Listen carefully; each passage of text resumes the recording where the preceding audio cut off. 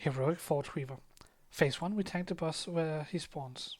The boss will activate 3 pylons around the room, one at a time. When a pylon is activated, it will start spawning circles.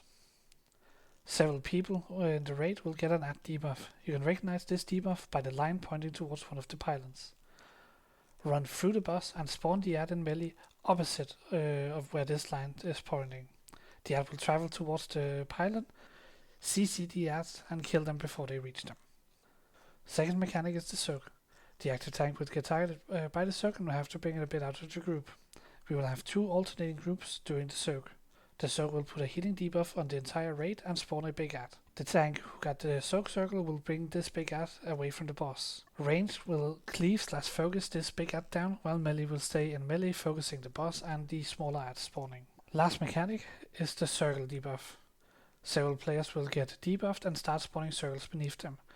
Run out of the raid group if you start spawning these circles, as they silence anybody hit by the circles.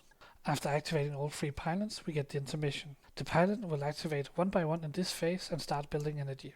You can recognize which pylon activates by the circle beneath it. We will start on the first one to activate and nuke it down, and afterwards move to the next pylon, killing it, and so forth. 2 adds will spawn in this phase, which needs to be picked up by the tank in order to avoid any accidental melees on the raid. If a pylon is close to reaching 100% energy and doing its cast, the tank can move the add in between the pylon and the forge in the middle of the room to soak the cast.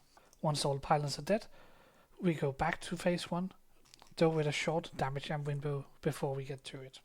After 2 intermissions, or when the boss reaches 50% HP, we will activate the last phase. The boss will push the entire raid towards the back wall, and then we will slowly get sucked towards the opposite wall. We need to kill the boss before we are overpowered by the increasing suction.